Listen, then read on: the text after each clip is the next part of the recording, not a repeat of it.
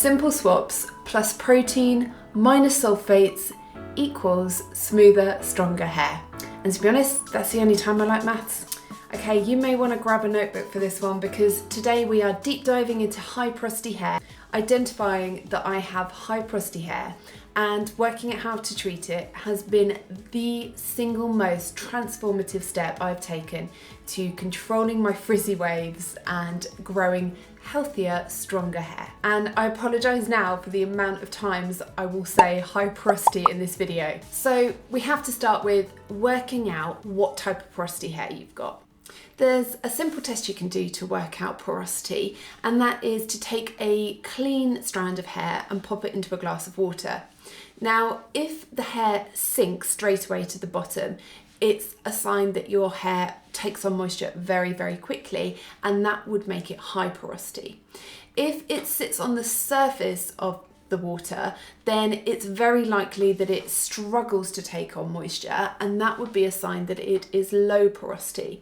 And if it sits on the water for a little while but then begins very slowly to sink and perhaps even just kind of floats around in the middle of the glass, then that's a sign that you've got a balanced porosity. To take it one step further, let me just talk you through the characteristics. Low porosity hair, the strands, the cuticles are very, very closed and flat. So the hair really struggles to take on moisture. So if your hair takes a very long time to get wet in the shower, or if it takes a very, very long time to air dry, it's highly likely that you've got low porosity hair. Now, if your hair is colour treated, has heat styling damage, is prone to frizziness or dryness, if it gets wet very, very quickly in the shower, and if it air dries very quickly or can sometimes flash dry, then those are all signs that you have high porosity hair. Now, my hair is definitely high porosity, and although I'm very loath to say it, if you have identified yourself as being low or even balanced porosity, this video is probably not one for you, because today we are covering everything to do with high porosity.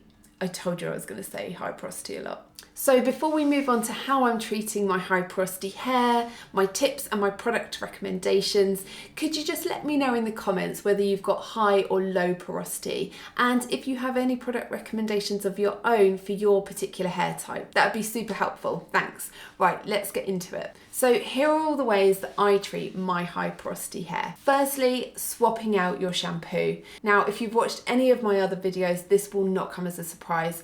I prefer now to only use a sulfate-free shampoo. Sulfates strip the natural oils from our hair, and when you've got high porosity hair, it tends to be on the drier, more damaged side already.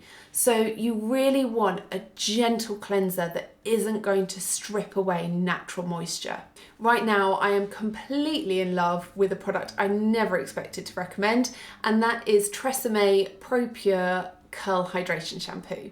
It doesn't contain sulfates, silicons, dyes or any harsh alcohols, so it is really, really gentle while still delivering a great cleansing result. The next thing that you absolutely want to do is add protein into your hair care routine. There are several ways you can do this. Some shampoos will contain protein, but particularly through conditioners or hair masks, but also even through your styling products. Now, one of my absolute favourite conditioners, and again, I'm sorry if you've watched other videos because I am just repeating myself here, but it is the Aldi conditioner with soy protein. This product is only about £1 and it has transformed my hair from the very first use. It is fantastic.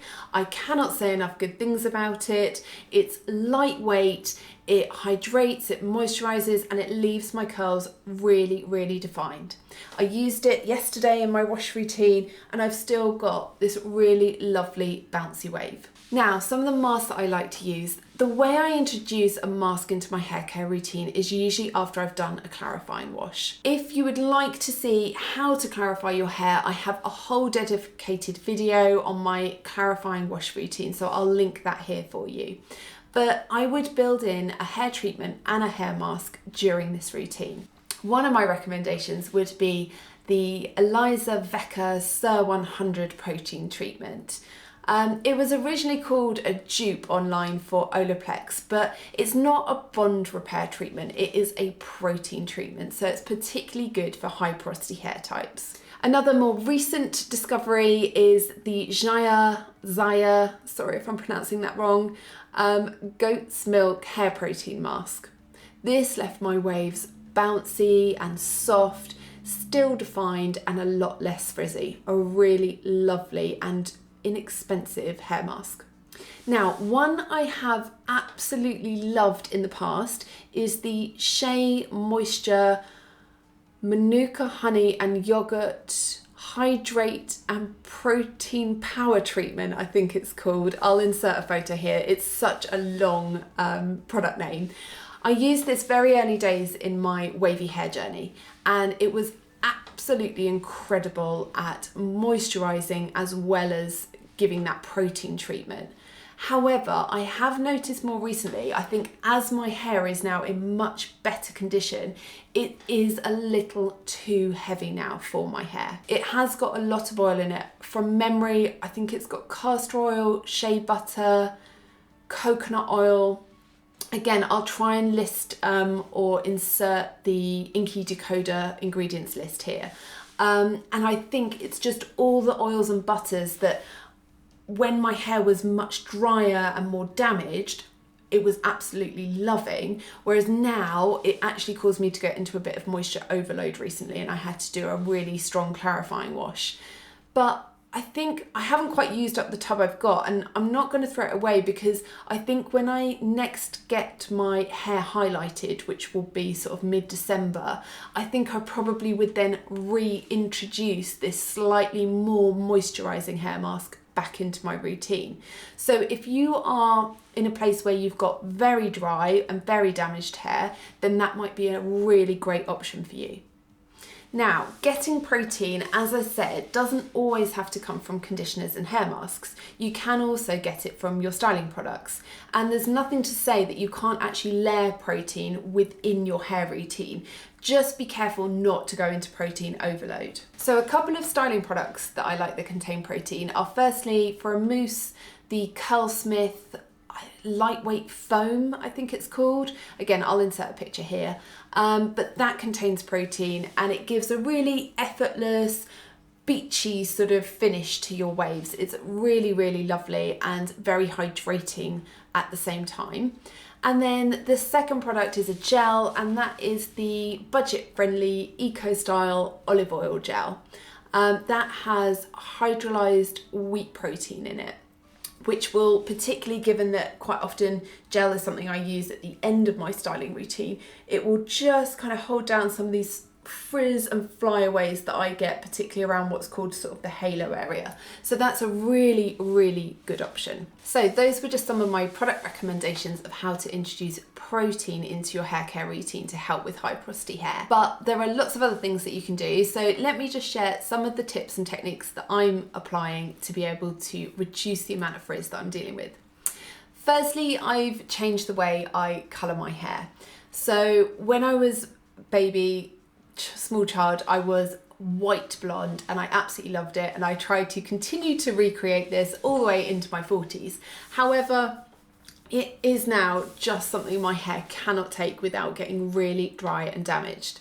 So I'm now opting for a much more lived-in blonde look. So instead of having a full head of highlights or half a head of highlights every sort of 6 to 8 weeks, I now go every 3 to 4 months and have much more of a balayage style, baby lights, bleach highlights still, but a lot less and a lot less regularly. This helps reduce the amount of colour damage done.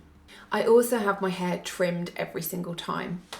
The ends of my hair is where I've got, I guess, really the most sort of heat styling damage left over. 6 months ago, I was still desperately sort of trying to blow dry my hair almost every other day with my Shark styler with the sort of big brush attachment.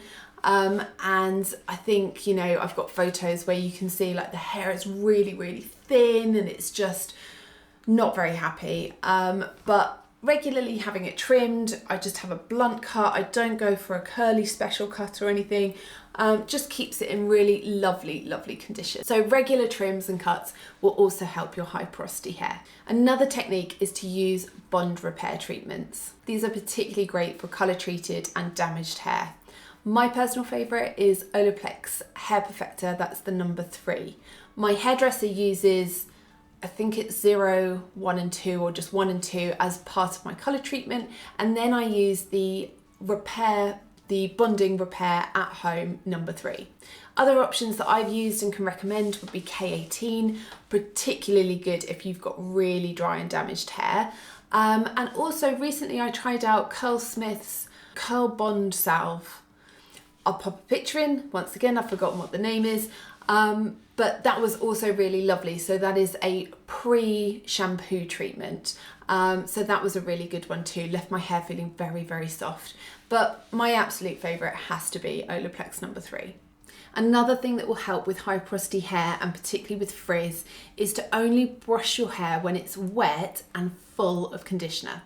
The conditioner will give it lots of slip, and if you use like a tangle teaser or a wet brush, then it will just glide through the hair without it getting really tangly or knotty and potentially pulling out hair that you don't want it to. A really simple swap is to change from a cotton pillowcase to a satin one and get rid of elastic bands and replace them with satin scrunchies. Swapping to satin will reduce friction, and less friction means less frizz.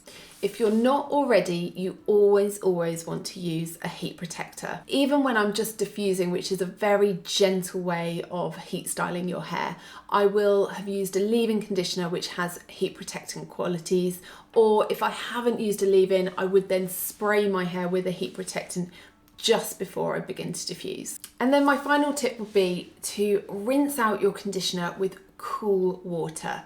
So it doesn't have to be freezing cold, but just turn down that temperature a little bit, because it'll help seal those cuticles, which will mean you'll get a smoother, less frizzy result. So once you add up all these things that I've done, it has massively reduced the amount of frizz that I have to deal with, and my hair is definitely healthier and much, much stronger.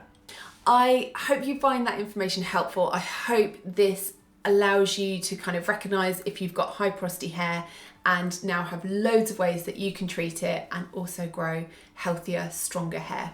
Thank you so much for watching. If you haven't already, I'd love it if you could support my channel by giving the video a thumbs up and clicking that subscribe button if you're into hair, skin and beauty content. Thank you so much. Take care everyone. Bye.